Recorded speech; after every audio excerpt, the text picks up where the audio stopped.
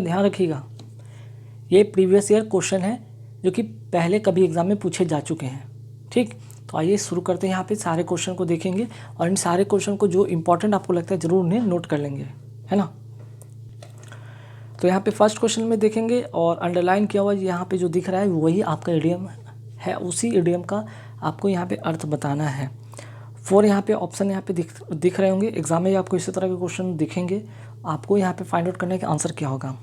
ठीक, under a cloud, under a cloud के बाद अगर बात कर रहे हैं, ठीक है, अंडर अ क्लाउड, तो एक वर्ड यहाँ पे दिखने से लग रहा है कि एक तो सबसे पहले यहाँ पे अगर स्टेटमेंट पढ़ते हैं कि for his alleged involvement in espionage he is under a cloud this day.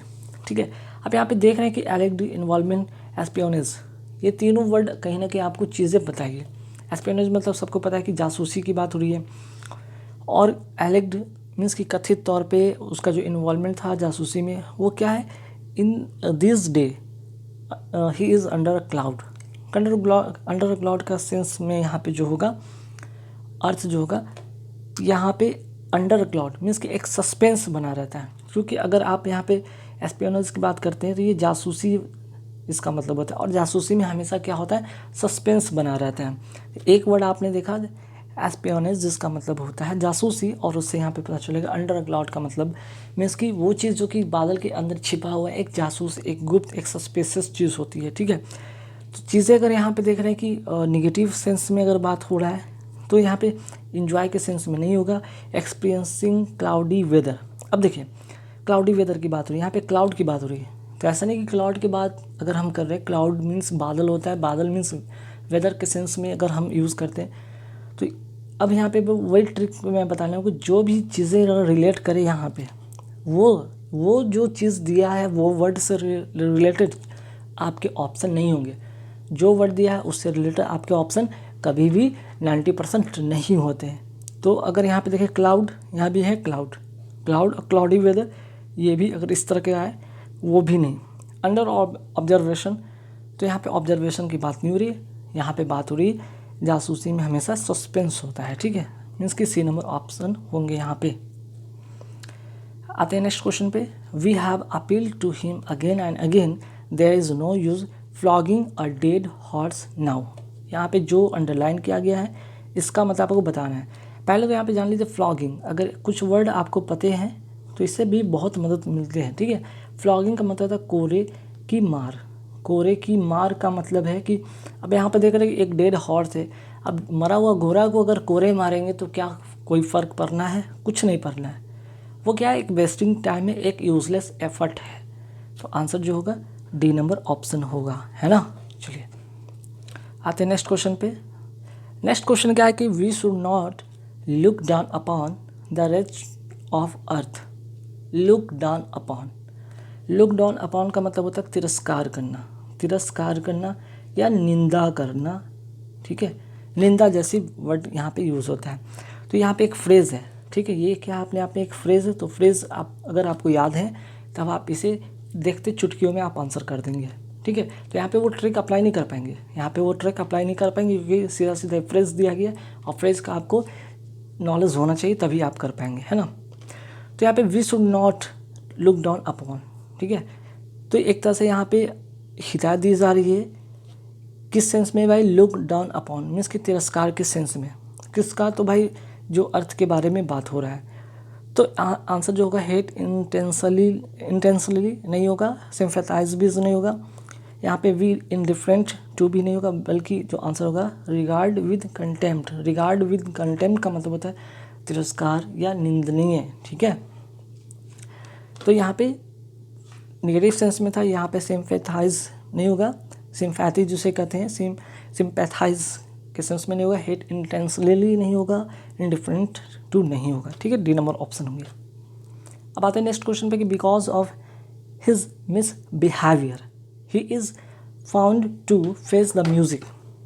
अब यहाँ पे देख सकते हैं because of his misbehaviour, negative sense है, निगेटिव सेंस यहाँ है, he is found of face the music, तो यहाँ पे गेट फिनिश से जैसे कोई यहाँ पर मतलब नहीं निकलता है। ठीक है, फील सॉरी के सेंस में भी यहाँ मतलब नहीं निकलता है, क्योंकि यहाँ पे उसकी मिसबिहेवियर थी, इसलिए he is fond the face music. Face music का मतलब यहाँ पे होगा अर्थ, इसका आंसर होगा, ठीक, इसका आंसर होगा गेट रेप्रीमेंडेड। रेप्रीमेंडेड का मतलब निंदा करना, ठीक है, निंदा करना या निंदा किया गया, क्योंकि उसकी बिहेवियर अच्छी नहीं थी इसलिए उसे निंदा का सामना करना पड़ा, तिरस्कार का सामना करना पड़ा। फेस द म्यूज़िक का मतलब होता है, फेस मतलब सामना करना। अब म्यूज़िक का सेंस में यहाँ पे कोई पॉजिटिव सेंस की बात नहीं हो रही थी, ठीक है। चलिए, तो म्यूज़िक से रिलेटेड मैंने बताया था ट्रिक ये था कि अगर वो वर्ड जो यहाँ पे रहे उससे रिलेटेड तो यहाँ पे होता नहीं, तो म्यूज़िक से रिलेटेड म्यूज़िक का बात होगा नहीं, तो सीधे आप एलिमिनेट कर देंगे। तो कम से कम 4 ऑप्शन में से 1 तो एलिमिनेट हो जाएंगे, उसके बाद आपको आंसर करना काफ़ी आसान हो जाएंगे, है ना। चलिए, नेक्स्ट क्या है भाई, the working of factory was disrupted, ठीक, on account of token strike by the workers. अब यहाँ पे क्या होगा भाई, डिसरप्टेड का मतलब होता है बाधित। जो वर्किंग ऑफ द फैक्ट्री की बात हो रही थी वो डिसरप्टेड हो गया, क्यों हो गया, on account of token strike. Token strike by the workers, तो टोकन स्ट्राइक का मतलब होता है क्या, ध्यान रखिएगा, टोकन स्ट्राइक का मतलब टोटल स्ट्राइक की बात नहीं होगी यहाँ पे, ठीक है। टोटल अगर स्ट्राइक हो जाएगा तो फैक्ट्री की जो वर्किंग जो कंडीशन है वो ख़राब हो जाएगी, है ना। डिस्टर्बेड मतलब बाधित करना, बाधित मतलब जैसे कुछ समय के लिए ये चीज़ होता है, तो कुछ समय के लिए अगर बाधित करने की बात करते हैं तो यहाँ पे short strike held as warning. जो यहाँ पे टोकन स्ट्राइक करने का मतलब था, स्ट्राइक तो हुई है लेकिन एक छोटी स्ट्राइक हुई, किस सेंस में, एक वार्निंग देने के सेंस में हुई है। तो वर्कर क्या किए, जो स्ट्राइक किए एक वार्निंग के सेंस में किए हैं, ठीक है, ध्यान रखिएगा। तो यहाँ पे जो होगा टोकन स्ट्राइक का मतलब होता है short strike held as warning. चलिए, अब आते हैं नेक्स्ट क्वेश्चन पे, by opposing his approval I feel fall of him. देखिए, हो रहा है अपोजिंग की बात हो रही है, अपोजिंग मतलब निगेटिव सेंस में बात हो रहा है, ठीक है, निगेटिव सेंस की बातें हो रही है यहाँ पे, अपोजिंग का मतलब निगेटिव सेंस में बातें हो रही है, ठीक है, और वहाँ पे अप्रूवल की बात हो रही है। तो by opposing his approval I feel fall of him means क्या, क्वारल विद नहीं होगा, अग्रीड विद नहीं होगा, या फेल्ड अनॉयड विद होगा, बल्कि ध्यान रखिएगा निगेटिव सेंस से पॉजिटिव सेंस की बात होती नहीं है। अब ऐसा नहीं कि आप अगर किसी का अप्रूवल करने रखते हो तो यहाँ पे फील की बात हो रही है, फील की बात हो रही है, तो यहाँ पे आप क्वारल कर नहीं रहे हैं, ठीक है। डिड नॉट अग्री विद, फिर से मैं बताया कि अग्री सेंस में हो नहीं रहा है, बल्कि फेल्ड अनॉयड विद, फील के सेंस में हो रहा है ना, फील के सेंस में फेल्ड अनॉयड विद होगा, बी नंबर यहाँ पे ऑप्शन होगा। चलिए, नेक्स्ट है those who work by fits and starts seldom show good results, ठीक है। इसका मतलब ये होता है fit and starts. Fit and starts का मतलब होता है, अगर आगे सेंटेंस पढ़ते हैं, दोज हु वर्क, अगर यहाँ पे किसी वर्ड को आप रखते हैं कि दोज हु वर्क इरेगुलरली, ठीक है, irregularly seldom show good result. अगर जो व्यक्ति अगर रेगुलर काम नहीं करता है ठीक से, तो वो कभी कभी या कभी ऐसा होगा कि वो सही रिजल्ट दिखाए, ठीक है। तो बाय फिट्स एंड स्टार्ट का मतलब होता क्या है, ध्यान रखिएगा, इसका मतलब होता है इरेगुलरली, ठीक है, रेगुलरली की बात नहीं हो रहा है। बाय फिट एंड स्टार्ट्स का मतलब होता है irregularly seldom show good result, ठीक। चलिए, नेक्स्ट क्या है भाई कि the new manager thought that he would give employees enough rope का मतलब होता है कि मीन्स कि पहले तो छोटी सी रस्सी थी, एक मतलब समझिएगा यहाँ पे एक छोटे सेंस में मतलब एक उसमें क्या है एनफ ऐड हो गया मीन्स कि क्या यहाँ पे आपको क्या है यहाँ पे एनफ मीन्स कि फ्रीडम दिया गया है।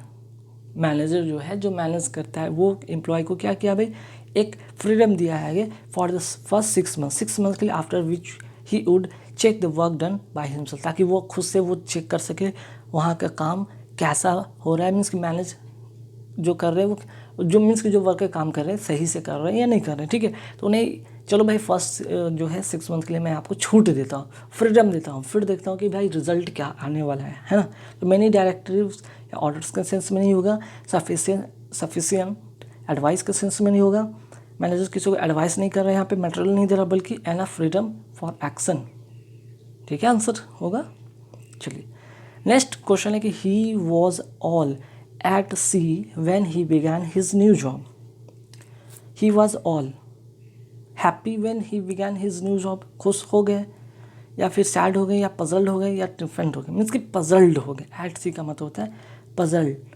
He was all puzzled when he began his new job, जब उसे न्यू जॉब मिली तो भाई सभी अचंभित हो गए। ठीक है, सभी क्या हो गए, अचंभित हो गए, मीन्स कि आश्चर्यचकित हो गए। एट सी का मतलब होता है पजल्ड। ठीक है, तो यहाँ पे ध्यान रखिएगा, he was all at see when he began his new job.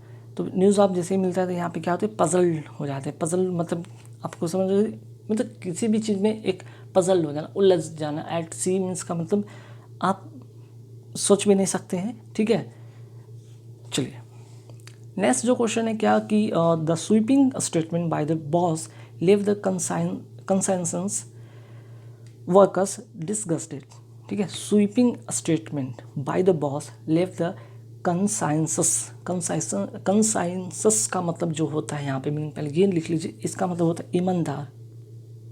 ईमानदार, कंसाइंसस का मतलब होता है ईमानदार की बात हो रही है। तो यहाँ पे हो रही स्वीपिंग स्टेटमेंट। स्टेटमेंट कैसा है भाई, स्वीपिंग मीन्स कि बहारता हुआ जैसा, मीन्स का कोई उसका कोई वैल्यू है खास नहीं, मीन्स कि एक तरह से कह सकते हैं जनरल स्टेटमेंट ये होगा। ठीक है, एक जनरल स्टेटमेंट की तरह यहाँ पे बताया गया है। नेक्स्ट है कि his promotion on his cards. His cards अगर एक तरह से अगर सेंस में देखा जाए, एक कार्ड से उसमें अगर कोई उसे नोटिस मिल गया है प्रमोशन के सेंस में, तो ये डेफिनेट हो जाता है, डेफिनेट हो जाता है। ठीक है, अगर आपको ओरली बता दिया गया बॉस के द्वारा कि भाई प्रमोशन आपकी कर दी जाएगी, ये डेफिनेट नहीं है। लेकिन अगर आपको लेटर में ये बता के दे दिया जाता, मेंशन करके दे दिया जाता आपको लेटर कि प्रमोशन आपकी मिली, वो डेफिनेट हो जाता है। ठीक है, सर्टेन हो जाता है, निश्चित हो जाता है। ऑन द कार्ड मीन्स कि निश्चित। नेक्स्ट है कि she rejected his proposal of marriage point blank. Point blank का मतलब एब्रप्टली नहीं, ब्रीफली नहीं, पॉइंटली, बल्कि directly. She rejected his proposal of marriage directly.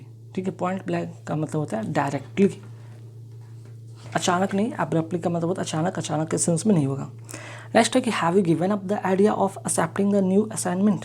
Give up, give up का मतलब होता है छोड़ देना, छोड़ देना या त्याग देना, त्याग देना। ठीक है, तो उसका अर्थ जो सही मायने में अर्थ देता है, गिव अप का मतलब होता है अबैंडेंड। ठीक है, पोस्टपोन नहीं, अमेंड नहीं, अडॉप्ट नहीं। ठीक, चलिए नेक्स्ट जो क्वेश्चन है कि Caesar was done to death by the conspirators.